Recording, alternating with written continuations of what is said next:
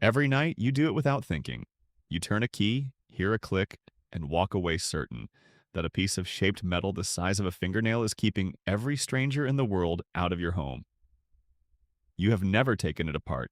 You could not explain how five tiny pins inside a brass cylinder decide which one piece of cut metal is allowed to turn. And yet you trust it completely, every night, for your entire life. That trust is inherited, and it is older than you think. In 1843, a British archaeologist named Austin Henry Layard was excavating the ruined palace of Khorsabad near the ancient city of Nineveh in what is now northern Iraq.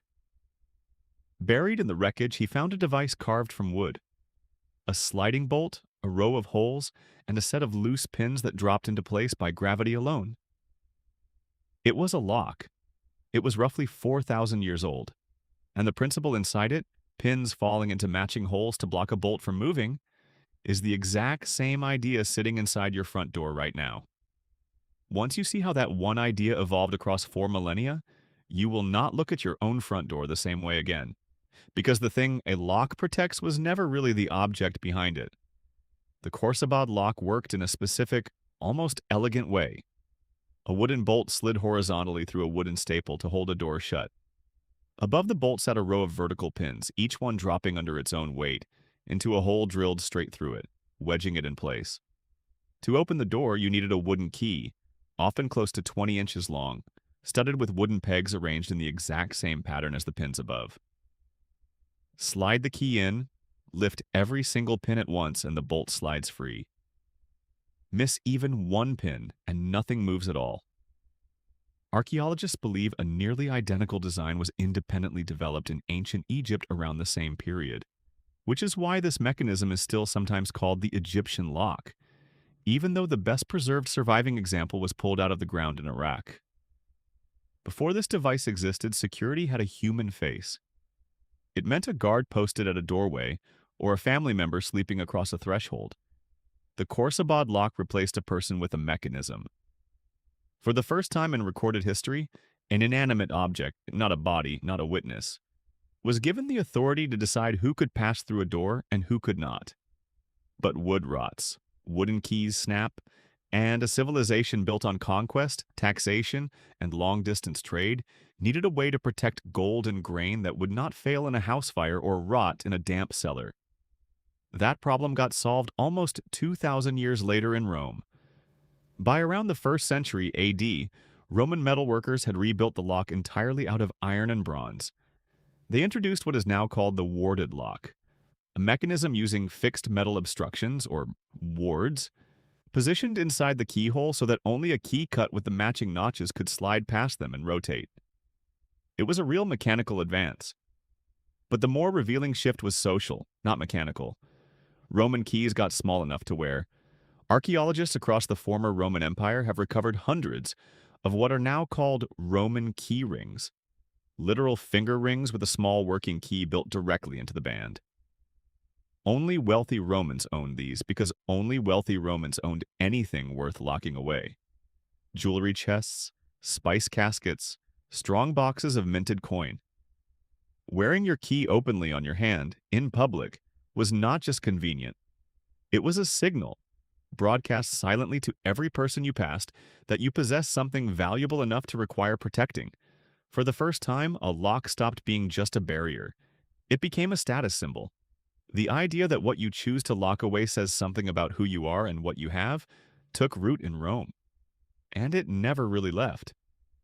You can still see it today in the brand of deadbolt on a front door, in the visible camera mounted above it, in the size of the safe a person is willing to let a guest glimpse. That idea outlived the empire that built it.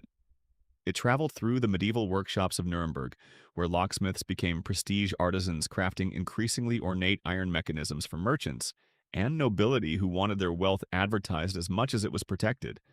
And by the late 18th century, that idea had turned into something almost theatrical, a public bet displayed in a shop window in London that no one on earth would be able to win. For 67 years.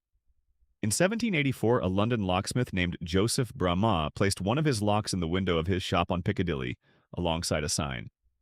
It offered 200 guineas, roughly a year's wages for a skilled tradesman at the time. To anyone who could pick it open without a key, no one could. Not for a single year, not for a decade. The lock sat in that window, unbeaten for 67 years. Then in 1851, London hosted the Great Exhibition at the Crystal Palace, a showcase meant to display the height of industrial achievement to 6 million visitors. An American locksmith named Alfred Charles Hobbs traveled from Boston specifically to challenge it. Working in public view, Hobbs picked the Brahma lock after roughly 51 hours of effort, spread across 16 days. In the same exhibition, he also defeated a Chubb detector lock, a design built in 1818 by Jeremiah Chubb after a burglary at the Portsmouth dockyard, specifically engineered to jam permanently the moment anyone attempted to pick it. Hobbs beat that one too. The public reaction was not outrage. It was fascination. Newspapers covered the contest like a sporting event, and the lesson locksmiths took from it was not that locks were pointless.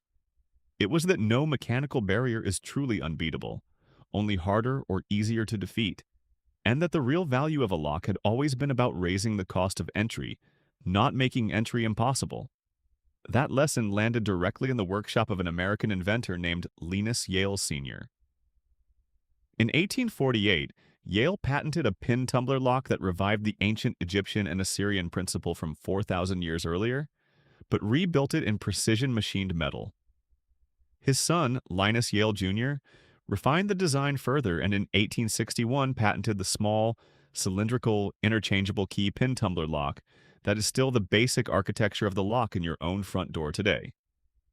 Between an Iraqi palace in 2000 BCE and a workshop in Connecticut in 1861 lies nearly 3,900 years when the mechanism barely changed. Only the material did.